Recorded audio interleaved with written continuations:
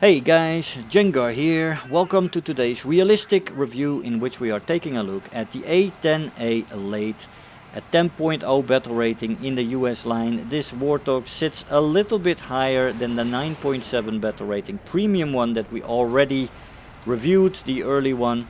It has 2 missiles, that one in the options. This one has 4 missiles. Maybe that is the reason why this one has a little bit higher battle rating. The performance is regularly, most of it is exactly the same. It has less loadout options than the premium one as well, so that is just Gaijin's way to make you more enticed for that premium, I guess, or maybe for the 2 extra air-to-air missiles, which is nice, but it still does not make a huge difference in this plane.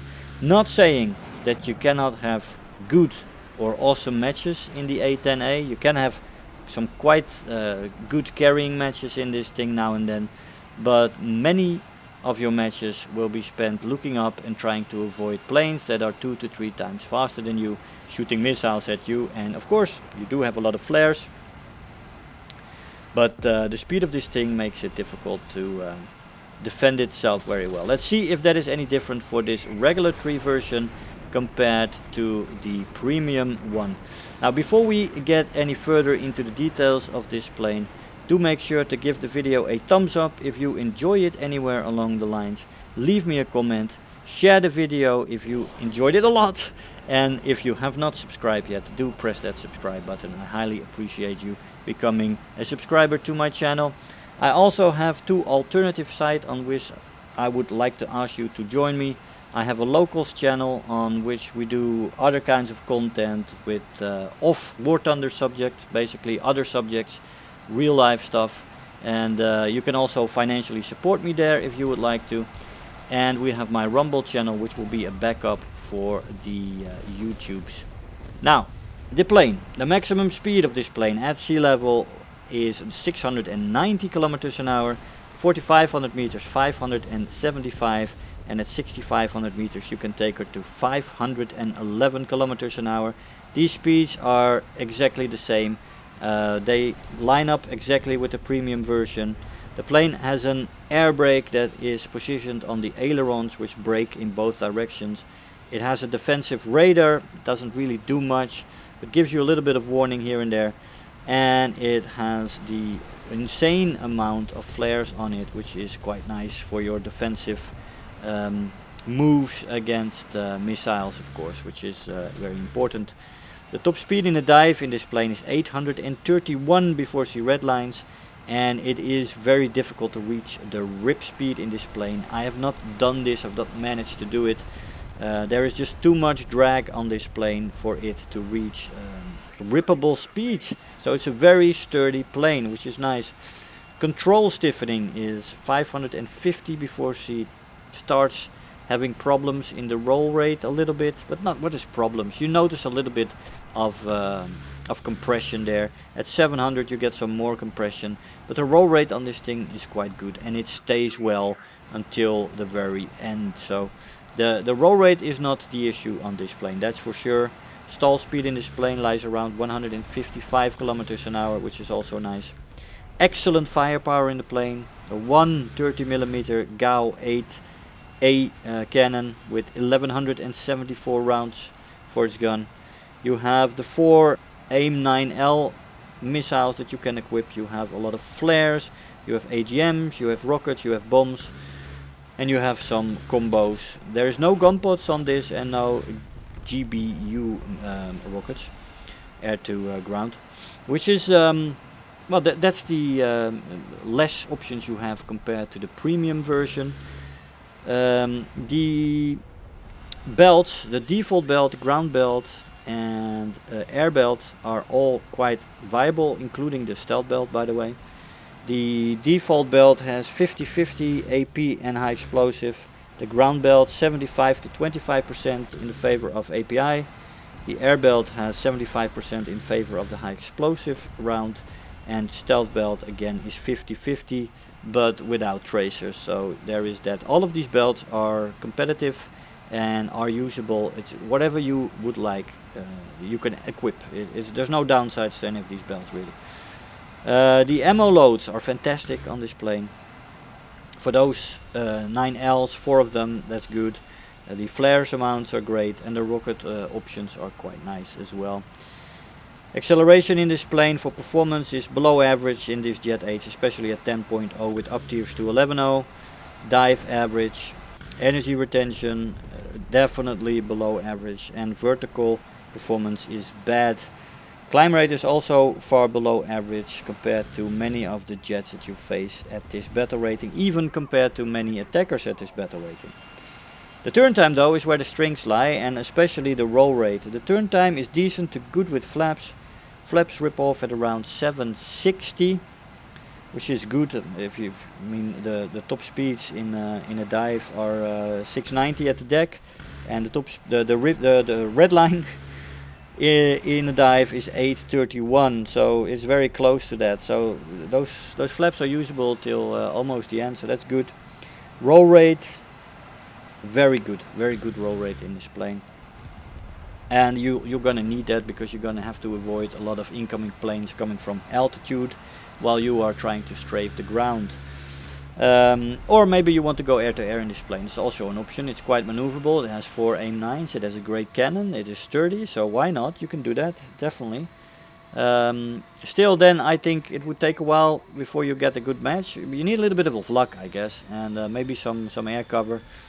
Not to say that you can't do it by yourself. Of course, as I said, a good match is possible in any plane, even with planes that you have to make work, right? You have to work above its pay grade basically, and this is a great plane. It's very famous, but in War Thunder it is not the greatest plane unless you are left alone, and the trick lies in that being left alone. That doesn't happen all the time, right? Overheating in this plane is very present, but it is definitely manageable. It does cool off quite quickly, so I have not had too much issues with that. Durability is excellent. As I said, this is a very sturdy plane. It can take a shit ton of damage. It can perform with one engine. It can fly home. It is quite the excellent taker of damage, and that cannon can shoot stuff as well, and the more you practice with it, the more you will get your aim on point and shoot things with that fantastic Brit cannon. It's awesome. The repair cost in this plane is a little bit higher than the premium one, 11,781 Silver Lions, which is decent at this battle rating. The rewards, it has a 464% research point modifier and a 270% Silver Lion multiplier. Now that the research point modifier is decent to good, it's alright, you know, somewhere slightly above the average. And the Silver Lion multiplier on this plane is absolutely atrocious.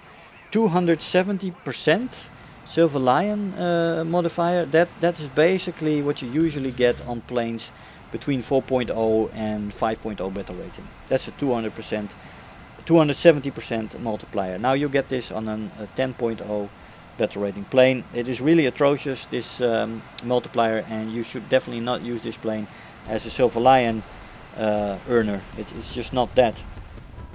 Again, this plane is a close air support for style of flight that can base bomb as well, but I would prefer to use it, of course, as a close air support. You can also use it as a support fighter.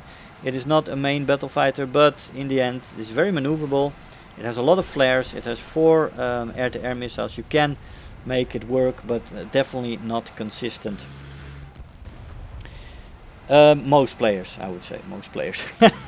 Let me distinguish from the 1 to 5% of players that are just very, very good and that can make anything work. Yeah, there is always that.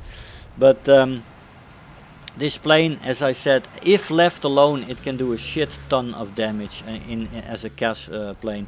It has a lot of rockets. You can defend yourself with the missiles, with the flares, and with the roll rate, the maneuverability of the plane. But with the high amount of ammo load that you have on this plane and the rockets, you can attack several columns. You can kill heavy and medium tanks with this 30mm gun. The rockets can do the same. It is awesome when you're left alone. But that is exactly where the trick is, right? It rarely happens when you have fights happening 30 kilometers away. and nothing coming at you while you are running havoc on the enemy ground targets. That is just how it usually is. Usually you get jumped by 1 or 2 planes. That is what you regularly face in these planes, these Warthogs. You're a slow target. People know usually where the columns are. They know where to find you. And there is now actually players anticipating this. And usually you'll get 1 or 2 players coming for you, sometimes 3. And although it's very possible to fight 1 or 2 players and to get lucky, sometimes it's also just very difficult when they're very fast, when they pass over you, when they overshoot you, which is easy to force an overshoot. It usually takes you a few seconds to get the guns back on target, and very often you already have a 2 kilometers, 2.5 kilometers gap, and it is basically useless to shoot the missile at that point because the enemy is already so far away with that much speed that it will just run away from your missile. So there is that. And but if left alone, I said this plane can do well.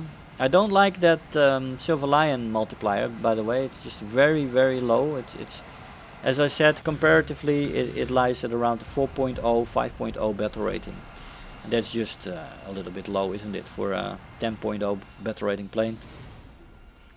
But as you saw in those battles, you can definitely do a hell of a lot of hurt to the enemy team if you are left alone. Now we had some triple and double strikes. We had a Thunderer, Rogue Wave, 40,000 Silver Lions and 12,000 research points, second in the team. I'll see you in the conclusion. Hey guys, so here we are after the match. The A-10A Late sitting at 10.0 battle rating. The regular 3-1. I would definitely visit this plane. It is an interesting contraption with the 4 missiles, the gun. You can use it as a support fighter. It's a great ground attacker, but it's very, very slow. You're often 2 to 3 times as slow as enemies that come in to attack you. Especially while you're busy ground attacking. You're usually at 450, 500 kilometers an hour. And you do have a lot of flares, you do have that defensive radar. And I guess if you're part of the ultimate top in people playing high tier jets, there's definitely something here. For most players though, this is going to be a very, very difficult plane to fly. I personally don't fly top tier jets enough to have that edge, especially with aiming and the lead. I would have to play jets a lot more for that, to get that aim on point. But when you get this 30mm on target, it destroys things, it shreds things. And as I said, it can destroy heavy tanks, medium tanks, everything that moves on the ground. And that goes for the air as well. So it doesn't matter what belt you use, it just destroys things when you get it on target. And as I said, if your aim is very good, it can be devastating. You also have those 4 missiles and a lot of flare. So the basics for a decent game are there, even a fantastic game. But it is difficult. And when you're doing ground attack and you're being jumped by people, it is going to be very, very difficult for you. You're going to have eyes in your back, look around you all the time, have your situational awareness on point, and just be on top of your game all the time. And then, even then, when you got 2 guys coming for you, it's very difficult to avoid all those missiles coming in. So yeah, there is very much downsides to this plane, but this one is in the regular tree. It doesn't cost you 60 euros like the premium one, which I also have. I bought it myself, but I already regret that a little bit. But I made a review on it, so okay, fair enough, fair game. I made a mistake there. I wouldn't buy the premium until you realize whether you can use this plane consistently well. I would first try that out with this regular version, and if you like it, maybe then the premium one can do some job for you, right? Go at it that way. Guys, I hope you enjoyed the review. I want to thank you all for watching, and I'll see you guys next time. Bye-bye. If you're new here, make sure to hit the subscribe button, become part of this community. If you are already a subscriber, don't forget to like the video, do leave me a comment, and if you really feel like helping out today, make sure to share the video with your friends and let them know about the channel.